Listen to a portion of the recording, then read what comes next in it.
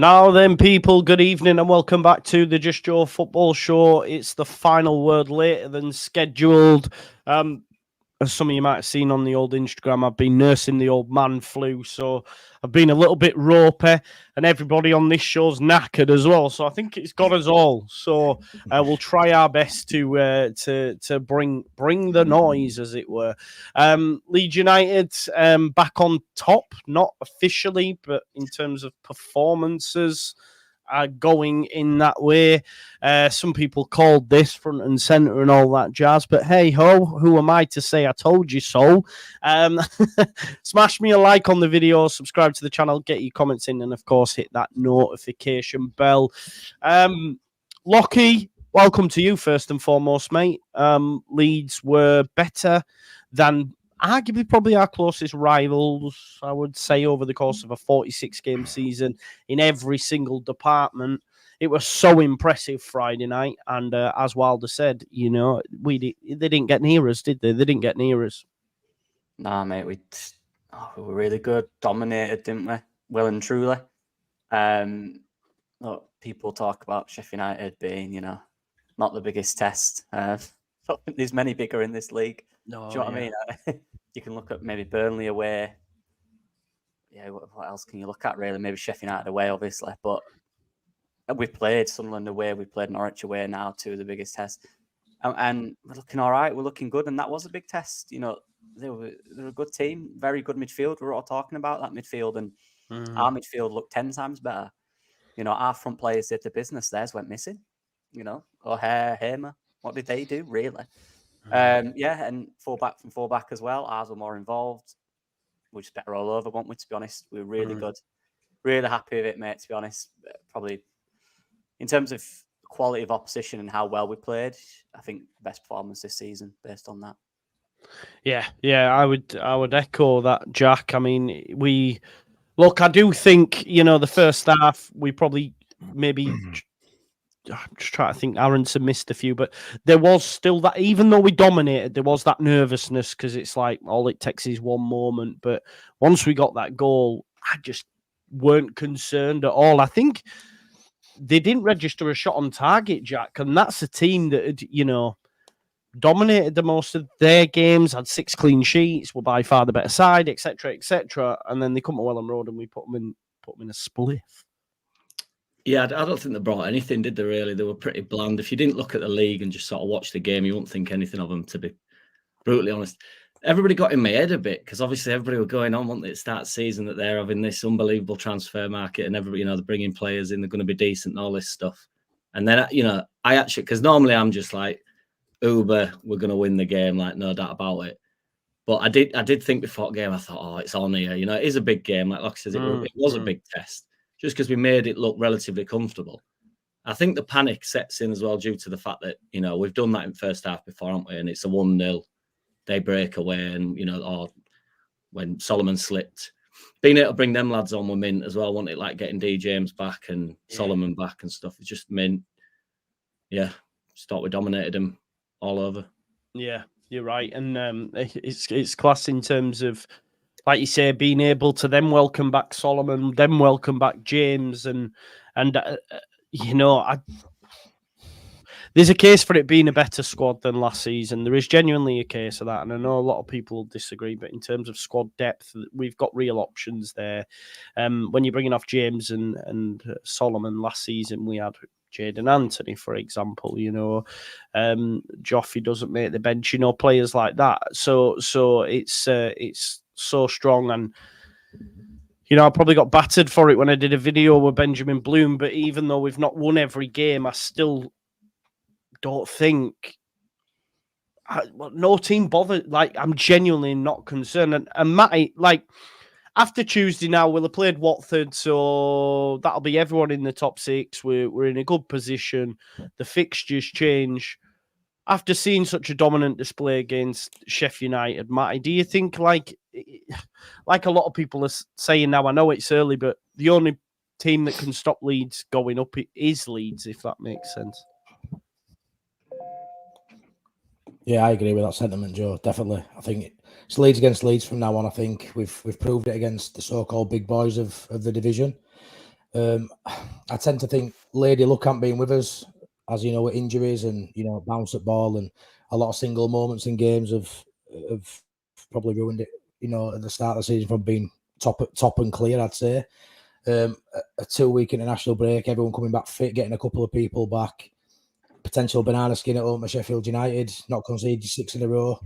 Maybe that's sort of turning tide now. I do believe if we get that bounce at ball and we have a stretch with no injuries, I do believe we'll be front and centre, like you say. Maybe a little bit later than we all thought, but I do think it's all going to come these next few weeks. There's no reason why they can't put a run together when you look at those fixtures, Joe.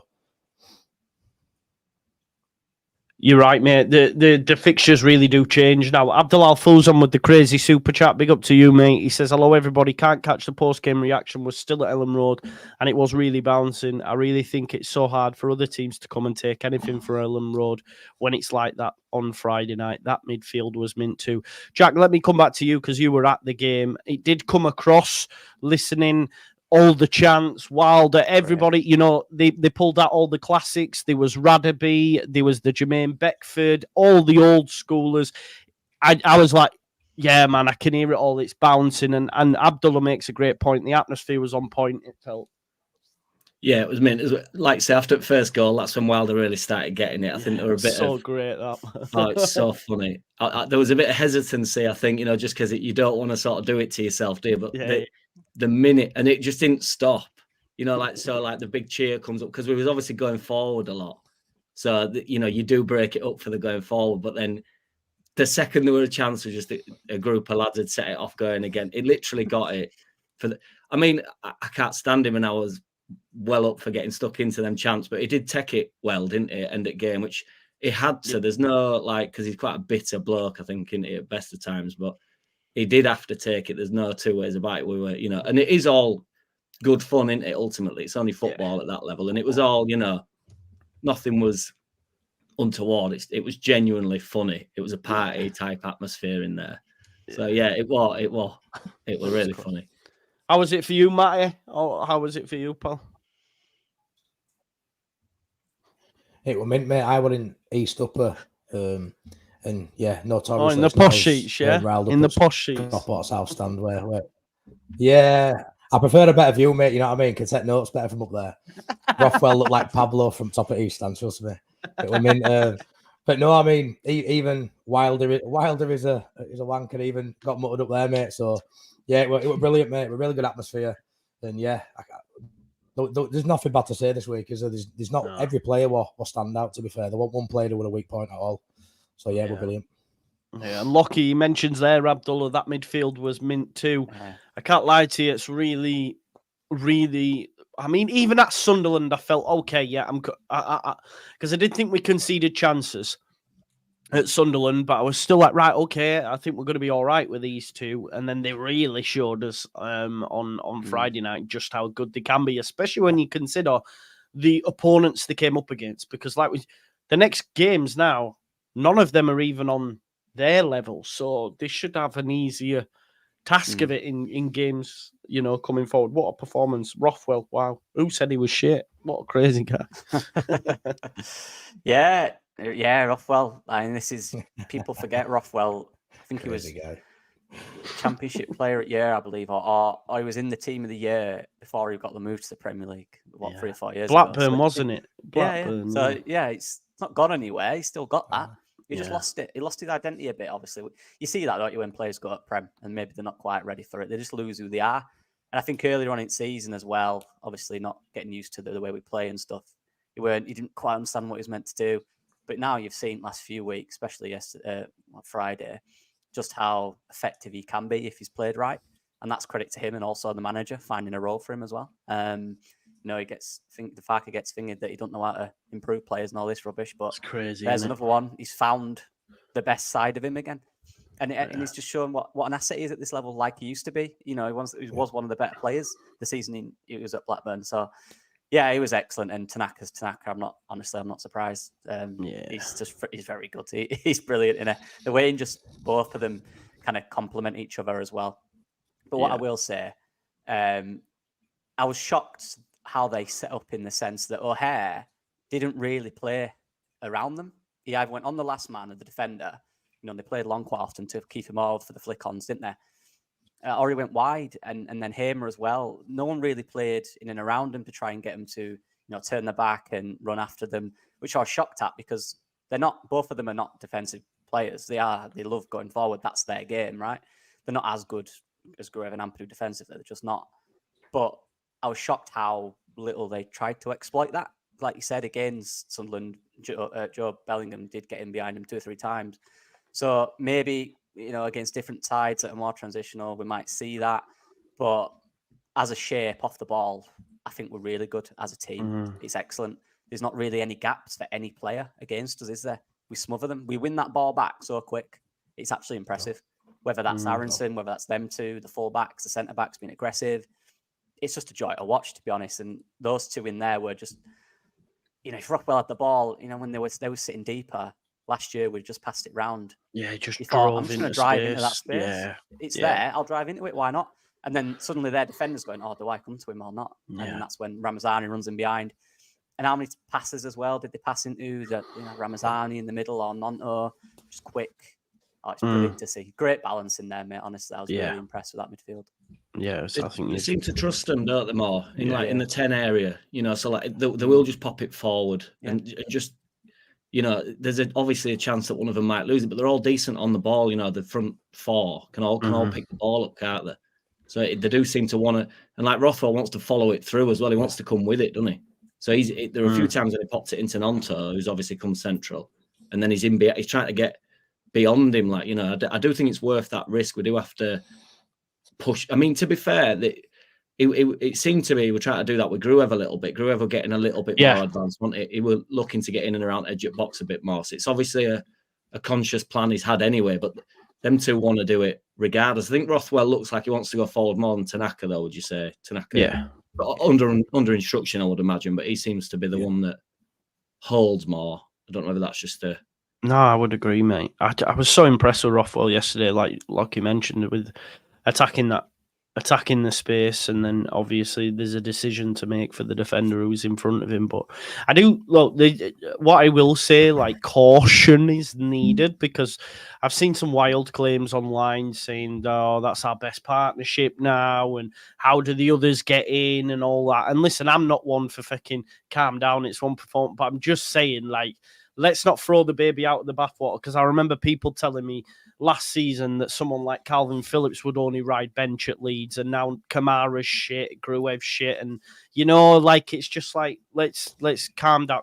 They are amazing, but they are second choice, but that again says more about Leeds United's squad building, you would argue, this season, that your two perceived second choice options are bossing a game as well as they did. So I think as well, what I found quite interesting after the fact, when you just talking on Wilder and Sheffield United's tactics, how he said they tried to mirror what Southampton did last season, didn't he? That was his reasoning. That's what Wilder said in the post-match. But again, that's a bit stupid to look back to last season to a totally different side, do you know?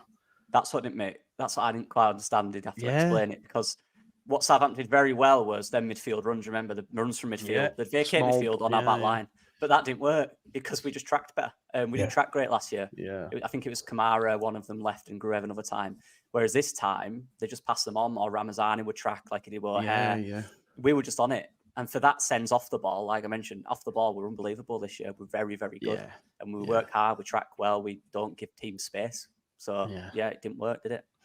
No, it's great. Honestly, like you said, just hearing you speak about it as well, like, it's like, fucking hell, yeah, we're just all right, aren't we? James says, no rush, no reason why we can't push for top 2 if we keep the momentum going. Listen, I see, we will get top 2, man. You know what I'm like anyway, but like, saying, someone said on one of my videos, we're still dropping too many points to get top 2. I'm like, what are you going on about? We've played 10 games, and I think, what are we, 3rd or 4th? Like, and we've played all the best teams. 3 points off top. I genuinely, listen, we'll talk about the game because I'll run away with it, but it is what it is. Like, I think, Joe, now that go on, mate.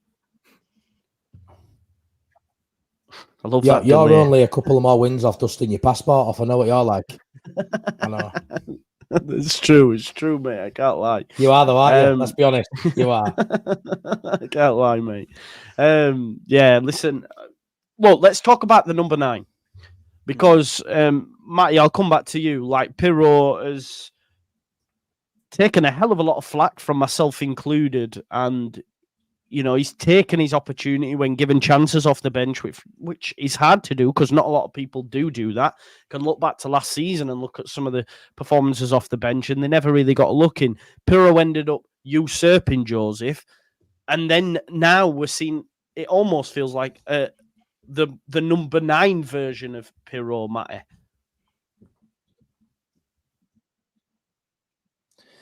Mate, I thought he had a brilliant game. It's probably the best game Pirro's had when he hasn't scored. It's quite fun how a lot of people say he can't play in the 10, but he created the goal when he moved back into the 10 position, which I found a really good pass through to Joseph, to be fair. But yeah, I mean, I thought he led the line quite well, to be fair, when he was up top, and obviously that discussion's always going to be there between him and Joseph, and it's probably going to hem up even more now with Joseph coming on and getting the winner. But yeah, when it comes to Pirro, I thought he played really well. But I think they need to find a way of getting them both in the team. And yeah, whether that's Pirro in 10, I mean, I've got a bit of a crazy take on terms of we've seen a lot of times this season Joseph's dropped deep. If you remember at Sheffield Wednesday game, he dropped deep into the centre of the park and played a wonderful pass through to James. I wouldn't be against even maybe trying Matteo behind Pirro, because I think you need Pirro in box, and I think the way it's going, they need him, but to try to find a way of getting them both in that starting 11.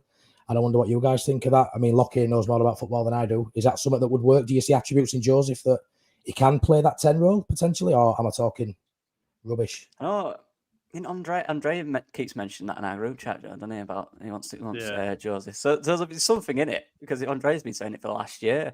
I think if we keep him the same formation, I personally I know Aronson's criticised and obviously missed some big chances, but Farke mentioned in his presser just how vital he is off the ball. He for whatever he does on the ball at times where he can be inconsistent, I think he's just so good off it. He works extremely hard, but he does it right. He doesn't just run around. He does it effectively. Vinny Souza didn't have a second to breathe in any second of that game because Aronson was there. He barged him off the ball at times, but his shape and positional awareness, and he's all them second balls when we lose it, when the ball goes long, we're always on it, and Aronson always wins it back on them second balls. And Farke made a point of mentioning that in his press conference. So if you are bringing him in, I imagine it would be for Aronson, and I just can't. I think the other side of his game will come. I think that will be there at some point. He's working through that. There's games where he's really good at it. There's games where he's not. You know, he was inconsistent on the ball on Friday, but off the ball for me, I don't think you can drop him. I think he's just really good off the ball. He's a huge part of the way we play and how many times we win that ball high up. He's a huge part of it. Yeah. It's a tough one. It is. I do agree, though. If you can find an ideal way where you can have both Matteo and Pirro playing, that'd be great. But we can't play with 12, unfortunately. I wish you could. That'd be good. I tell you, Jack, what is a good thing though, right? Is we've seen Joseph start and affect games, and Pirro comes off the bench and scores, and then we've seen it the other way, and that is only a good thing to have for the manager, that he's probably got a selection headache with his strikers, Jack. Yeah, and also that's how Pirro's worked his way into the team, isn't it? So Joseph is aware that opportunity has been sort of taken away from him. But if I'd get on and do my job and Pirro, because nobody was worried about Joseph fully necessarily. I know he wasn't banging goals in a row, but there's been a change. It's just because Pirro's been excellent off at bench. That's literally all it is. And I think Joseph is a centre forward personally, and I think Farke would be reluctant to put him in a 10 when everybody else that he puts in the 10 seems to get stick. It seems to be the one place whoever Farke puts in there, it's like they're done for. It doesn't matter who it is. So they're all centre forwards until they play 10. But I just think it's mint having them off at bench, and I know nobody likes Bamford anymore, but having 3 of them available is awesome. There's no two ways about it. You've got so much. That's how, and traditionally that's how it used to be when you'd have 2 up top, wouldn't you? You'd have like you remember Chelsea had like 4 or 5 strikers, you know, like all like chomping at bit to get on and stuff. And Man City did it with Mancini and stuff. There were loads of them, weren't there? So it's not the more the merrier that can play up top for me. It's, you know, and it freshens it up. Joseph's mint off at bench, I think. Peru's actually looking like what we signed. I think he got. I just think Peru got played in that 10 role, and we wasn't great, and he's not particularly great in that 10 role. It takes time as well. Nobody gives anybody any time. Like, he didn't have a bad season last year. He had some frustrating moments, and he got to us a bit, but ultimately did he get 15 goals, 12, 15 goals or something like that? Yeah. I think, you know, you make a great point about time, because we've only to look at Junior fucking Firpo. I mean, best left back in the league, I think. He's a beast. Do you know what I said on my post match?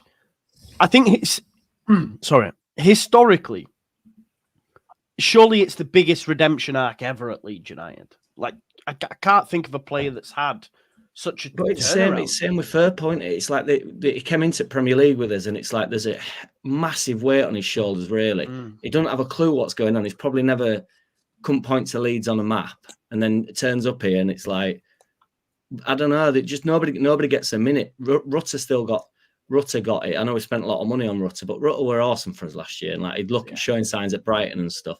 Yeah, players need, and we don't have time. I appreciate, but that's why these young lads don't get opportunities, because there's no time for Farker either. No. It's hard to get players into the side that are, you know, the players that there's not. You know, what did Wilder do with Sheffield United team that apparently got a strong squad? What's happened to that Brewster? He came up. Well, you know, I thought he was meant to be the man in the Premier League. You know, these players fall by the wayside. They need some time. Bogle's looking a lot better, isn't he? And he's played at this level, and he's looking like, past 2 games, I thought Bogle were really good. Do you know, when you mentioned that player there, Brewster, I always think now of Solanke. Solanke went to Bournemouth at a similar time Brewster did, and he played in the Championship, and he went for big money. You know, Jordan Ibe went at the same time. Jordan Ibe's gone that way, but Solanke now is going to Spurs, and he's playing for England. So it does take time. You're right. John Kevin Augustin was more highly rated than Mbappe. They played in the same team. Yeah, look at that. There's a reason for that, though. But it's, you know, it is the thing you should never do is fully write off a footballer because they are a professional footballer for a reason. You know, Firpo got a contract at Barcelona. How many people in the world, in the history of the world, can say that? You know, these guys have it. It's just about everything lining up and everything being right for them to be as good as we need them to be. So, yeah, never fully. That's what people are doing with Aronson, and look, he's had inconsistencies. I still think he's been very good this season. I do think he'll get better, but we need to manage him right. But I never fully write off. Unless they're like 38 and, you know, clearly can't run anymore. But yeah. We're going to have to talk about the corner, aren't we? And to be honest, I'm stealing this because it's a fantastic point, because I've just been listening to Leeds that before we came on, and they made a point about how set pieces are so important, because if Leeds United don't score that set piece, the game could have ended 0-0. Do you know what I mean? It is them fine margins. We score from the set piece. They then have to come and have a goal. Wilder changes it. We then end up going up the other end and getting a second. So we need to ensure that we can continue to take that. Let's not hope this is a flash in the pan, because we get enough of them because we're attacking all the fucking time.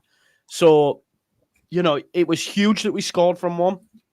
But it just, and I know, Lockie, you've been banging that drum for a while about saying fine margins and how Arsenal are very good at them and City are good at them. Like those City scored in the last minute from, today. So it's like we that is something that we're going to have to continue to improve on, I think. If you're good at set pieces, everyone is a chance to score. And like you said, how many corners do we get? You know, that should be if we get 10 corners a game, that's 10 good chances to score if you're a good team at set pieces. And I actually find it crazy. How many did we score last year? Was it from 2 or something like that?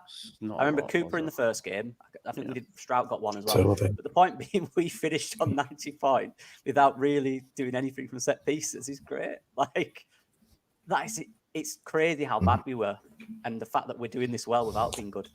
I hope we do start to really take them seriously now. Farke said, didn't he? He's always been the big advocate of set pieces. Yeah. Just some the players get there, they just seem to miss the ball with their head. Or I don't know. They're just a bit weird, some of our players with set pieces, to be honest. But we need more of them, definitely. It can't be an oversight on Farke's part, though. I know he gets all stick for it. No, but it's not. We can't deliver the ball. Yeah. And you know what I mean? Like, Rothwell can actually deliver, can't he, to be fair to him? He can whip the ball in. I don't know how good that corner was that we scored from. I don't know whether he's meant to do that or not, but that comes with it. You know, Struik's running to Struik's movement away from Soot is really good when you watch it. That shield as well. It's really good.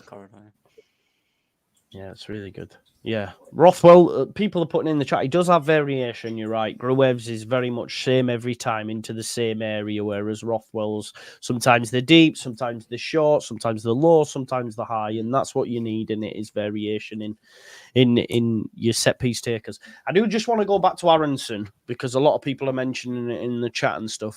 Matty, you mentioned maybe a change, a personnel in there, but what we've seen is, if you're not finishing your chances, when we look at Joseph, for example, Farke has made a change. Ramazani slotted in there for a little bit. Aronson is snatching at chances. Could you see a situation in where, and I agree with what Lockie's saying, but will there come a time where the manager does have to say, look, you need to start finishing these chances, otherwise it's, you know, we're going to bring someone else in there? Yeah, 100%, Joe. Ramazani, he looks like he can play with both feet really well. He can go left, he can go right. He doesn't look the most physical, but he still gets stuck in, to be fair. And when you compare him to someone like Aronson, I don't think you're going to lose that press out of him. He looks hungry when they got the ball. He plays on front foot, he goes for them. And he's someone who can finish his dinner. I'd say if you can get him in that 10, him or Donto, to be fair, I think either of them would do really well in 10. I think Aronson's going to be under pressure. I think they'll stick with him for a few more games. But I do think when it comes to, you know, scoring these chances, I don't think he can compete with even Solomon, Ramazani or Nonto. I think they might be a better fit. And I think as the season goes on, you might see a few changes to the side. And I am a big Aronson fan, to be fair. I think he's done really well. I think he's proved a few people wrong. I didn't expect him to play as well as he did when he first came back. When pressure were really on him, he really did well. You know, those opening few games. I think he's tailed off a little bit, but not a massive drop off, just slightly. But that might just be other people standing out maybe more than he is. But I do think it's a fair point, and I do think there's a lot of people who could have that 10 jersey who probably will get more G&A than Aronson. But like you say, that the work he does off the ball, maybe when we see someone in there, maybe starting in 10, that might come to the forefront more, and maybe we'll turn around and say we're missing Aronson in there, but time will tell. But me personally, I'd like to see Ramazani or Nonto in 10, Joe, if I'm honest. Does everybody have to be flashy then? No, and that's not. I'm not being critical of the points. I you know, whatever. I don't really. I'm holding no. Yeah. You know, like I like Aronson in there. I personally wouldn't change it, but I'm not adverse to it if it's better for the side. But not everybody has to be. You know, it does a lot of work. That's probably helping Peru out. Previously helping Joseph out. You know, I don't know. There's more to it than. You know, and Rams looks all right out wide to me, so I won't want to mess around with his game either. The only way I'd bring someone in at 10 and drop Aronson would be for someone that isn't currently in the side, because I like the wingers. I think they're playing well. So yeah, I agree, Jack. For me, it's on the ball anyway. They do drift in there. Nonto and Ramazani do go in there anyway, and Aronson drops a bit deeper. So. That 10 role for us is kind of doesn't really exist. It's kind of just a space where someone goes into, as opposed to a player. I think it's off the ball, for me personally, where I just really like Aronson. Whatever he does, he grafts really hard. And Farke mentioned that, and that's why he plays him. My worry, though, is we've seen it, a pattern for Aronson, that he does kind of get overused at times because of how much energy he does have. So that is one thing he'll obviously have to keep tracking. But yeah, I think it's good to have options. It's good conversation. There'll be moments in games where Aronson can come off early and we can bring someone else on. But I think in that game particularly, against Sheffield United, with how good their midfield is, even though they weren't great, I think to have him there with his energy for 90 minutes was very important. And that's quite structured as well. So then Rams can't, because there were times when he would go, I mean, there were one way around, literally. He was on the right-hand side, beat a player, knocked it into the box, ended up winning the ball over on the left-hand side of the box. Do you know what I mean? Like within the same sort of phase. So if everybody's sort of like, I know And Aronson looks like he'll do a job. So if Nonto drifts, you often find that Aronson's actually out wide, you know, like holding some sort of a formation. So it does make us quite malleable, but rather than everybody trying to get on ball and every chance Aronson sort of snatched that's always been like he's been arriving into box ante or it's through ball type of thing. It's not like he's not creating, you know, like it's not like one-on-one. Yeah, okay, like strikes and stuff. You know, it's all like in-game chances, isn't it? Rather than No, I get that. You know, you make a great point, mate. I just think it'll be a conversation that will be had, just like, you know. Yeah, when Joseph wasn't scoring, people were saying he's not. You know, this is the facts of football. Unfortunately, it's because we're playing well as well, isn't it? It's a good thing. We're on about literally trying to get every little percentage out outside, rather than being 100%. Like these guys have got to be dropped. It's more like, you know, we're just looking for improvement. I did want to ask you that as well, because obviously we've got a game on Tuesday and a game on Saturday now, so it's 3 in 7 or 3 in 6 days, whatever it is, 7, 8. I don't know now. Do we envisage we'll see changes to personnel because of this? Not in a bad way, like's been mentioned. We have a really good squad, especially in the forward area. You know, you can't change midfield. You're not going to change your back four. That's settled, and it looks by and far one of the best in the league for me. That back four, and like Jack mentioned earlier, rightly so, Bogle's looking, you know, every part the right back we thought we were getting now. But in them forward areas, there is a real case to maybe make changes so that people, you know, keep legs, if you like. Or is it too soon to do that? What are we saying, folks? I think I'd keep it for this one. I think after Christmas, when you've had that load, you know, of the first 4 months of the season, that's when you need to look at rotations, I think. But right now, I think they're all right, to be honest. Like, Aronson is one, though, how much he played for the US and how much energy he does put into games. He is one you do have to watch. You have to make sure he's not feeling it or his levels are not dropping. But against Watford, I think I watched Watford, they were on the other day on TV. And they've got a lot of old heads in there. And I think Aronson will be perfect against them old heads. Very slow. The back six is very slow. Quick front players, but very slow at the back with Ogbonna, Sissoko. So I think a play like that, I think you just keep it the same. That's the game for me where, as well, Dan James, obviously I don't think he'll start, but Dan James coming off the bench in that game is a killer for them. So I'd keep it. I didn't see any. I think Aronson was all right near the end of the game. Yeah. It was fine. But it's one to watch. You know, you don't want to overload or burn the players out. And we do have options, so we can rotate if we need to, but I wouldn't yet, personally. Yeah. I don't think Farke will want to either. Nah. Change your winning side. He's not really shown that as in past where he wants to sort of chop and change. I think it'll be maybe a bigger rest off at bench, you know, and players like Dan James and Solomon coming on, he's going to be more likely to get them on, you would imagine, get them some minutes in. I was actually surprised to see Dan James. I thought he'd just be on bench as like a token for 5 minutes or whatever, but did he get 30 minutes or so? 25 minutes? They got a decent amount, Yeah. Both did, He's been out a long time now, hasn't he, really? Yeah. It's good to see Solomon as well. It was great to see Solomon because there's a concern, obviously, there straight away. Historically, it's like, oh, God. So it's good to see him come on as well. And the more minutes he gets, we'll see his qualities come to the fore. I just thought of one thing, Joe. I don't know what you guys think about it. So I just thought of it. Say he's obviously come to Leeds United to start, right, and play.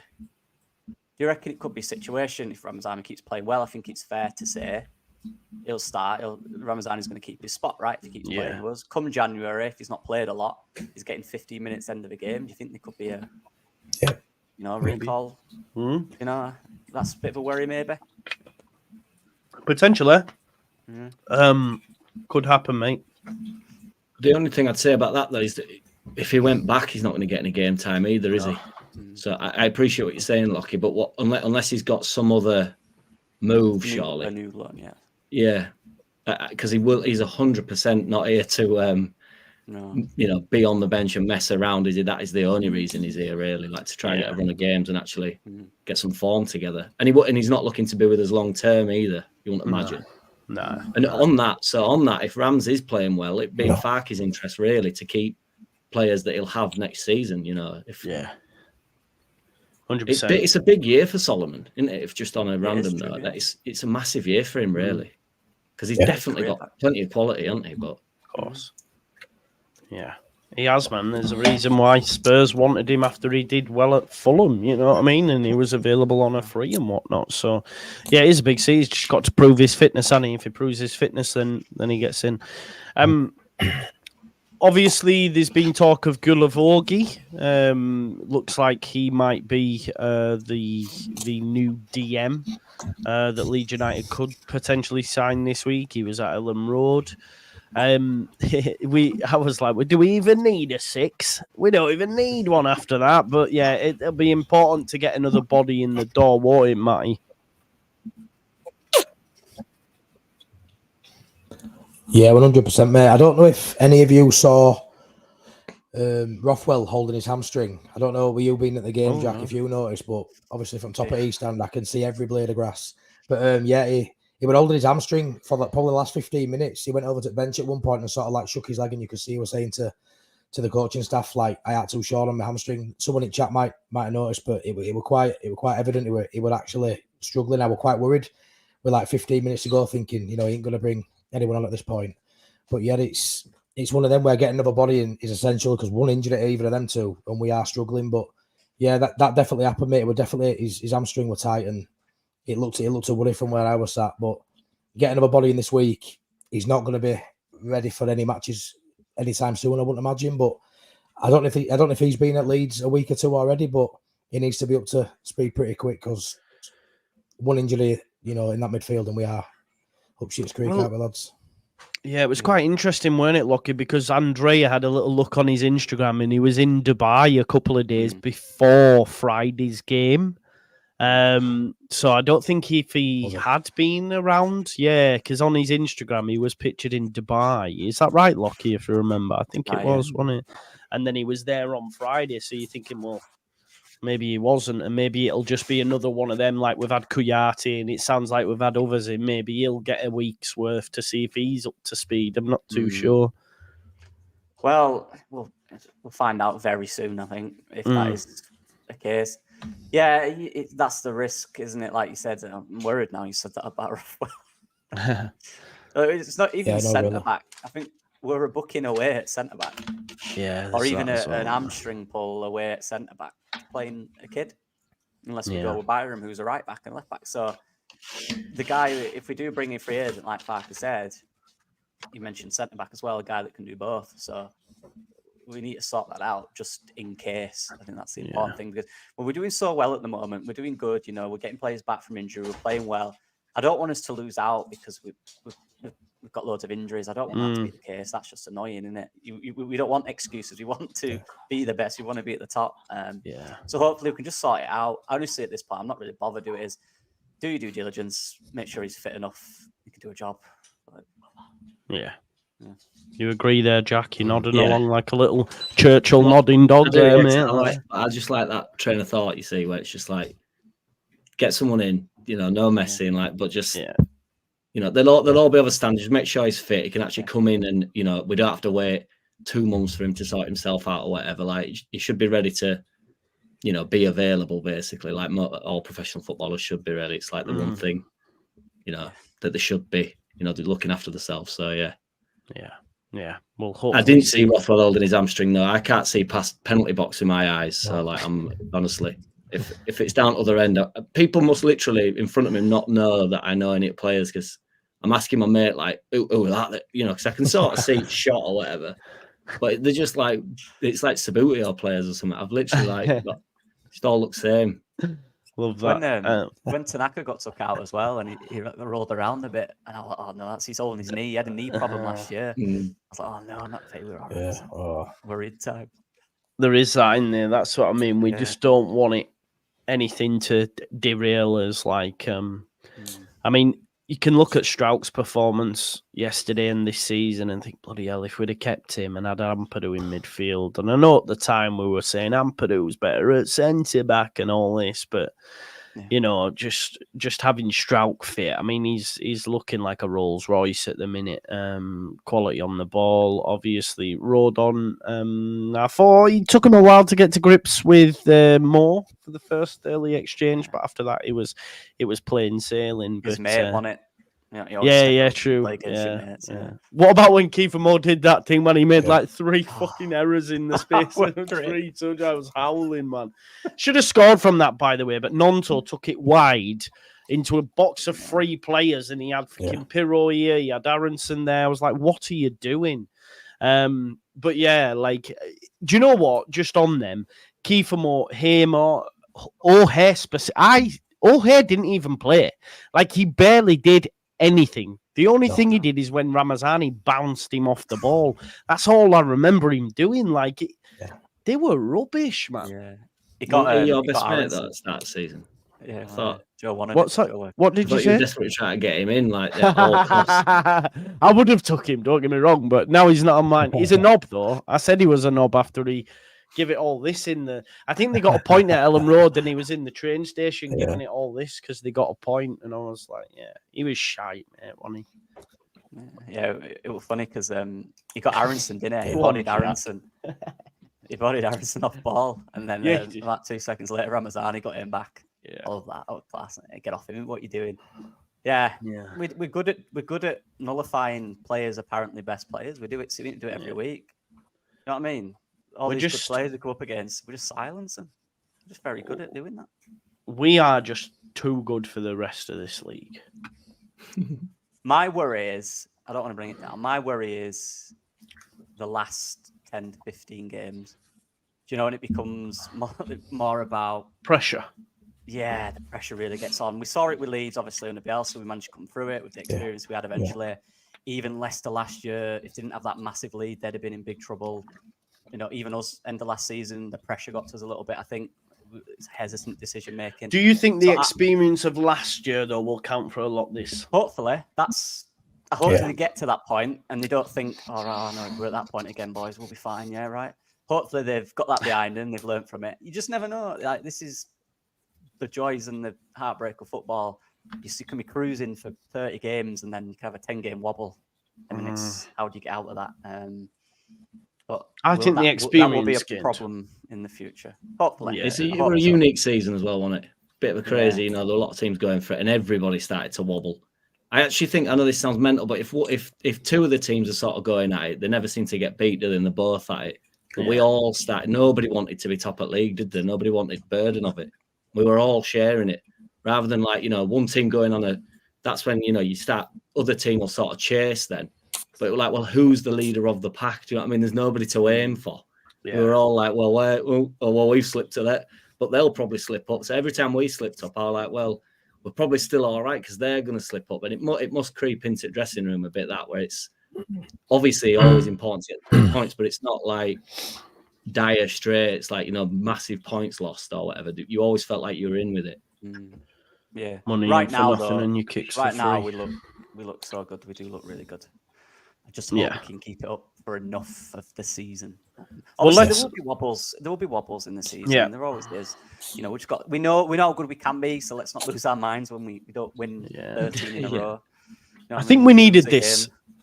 We needed this win against Sheffield United for those that were still negative, because there were sections. You know, there were some that were saying, "Well, we haven't beaten anyone in top 6 yet."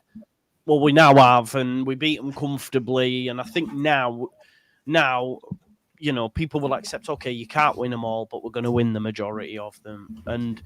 But there also becomes a different level of expectancy now, because there may have been a little bit of nervousness going away to Sunderland, going away to Norwich, playing Sheffield United.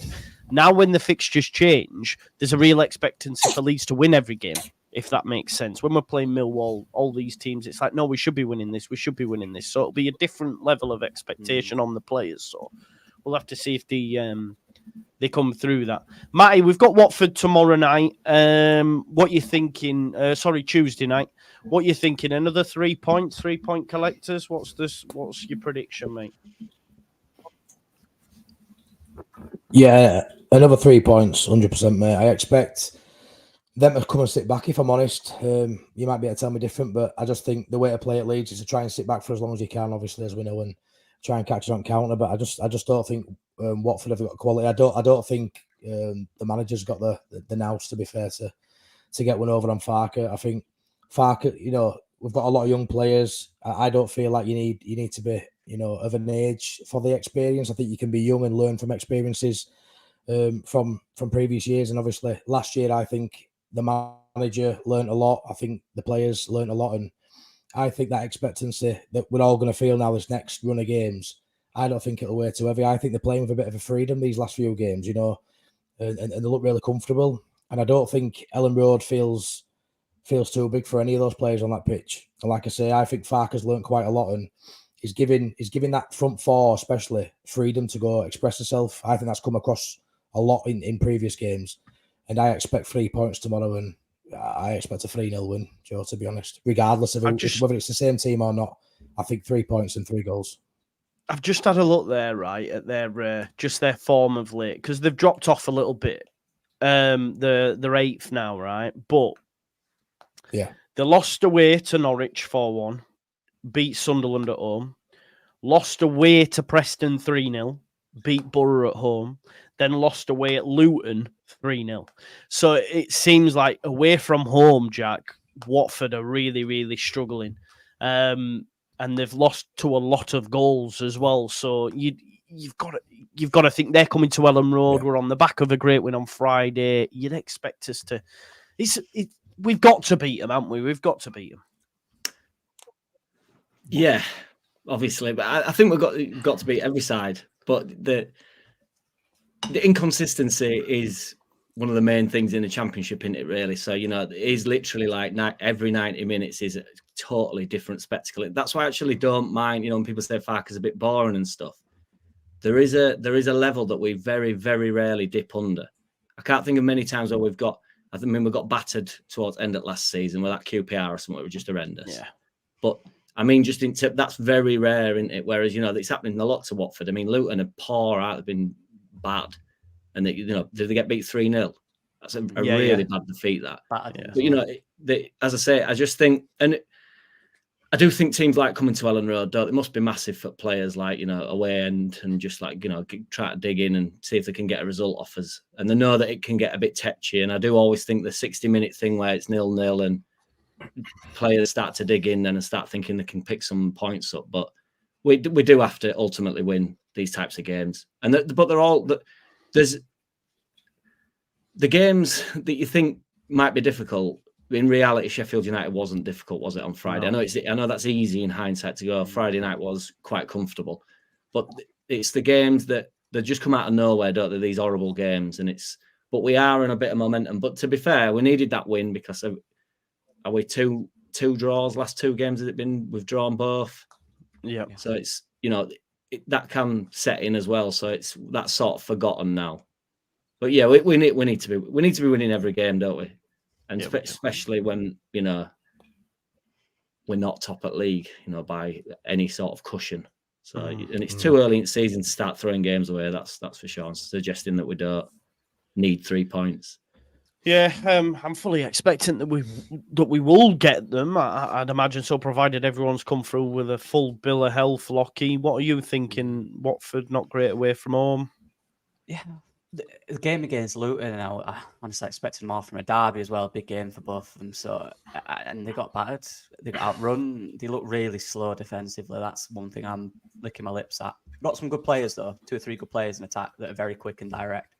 But I think if we play the way we can play our game, be aggressive and quick, move the ball quickly, especially in that midfield, I think be a good day for us potentially. But it's on us again. It always is. We've got the team, we've got the manager, we've got the crowd as well. It's on us to perform, and we'll win any game in this league if we do. We just got to do that, do the business. Yeah, whatever score it is. I remember last year when we played them at home. I was there. That's when Rutter had that masterclass, and see something like that again, don't we? Come on then, let's have some score predictions to finish up. I'm going to go 3-0. Matty? 3-0. 3-0. I love the You know. pause. It adds Maybe we suspense. It thought. adds suspense. Jack. 2-0. Lucky.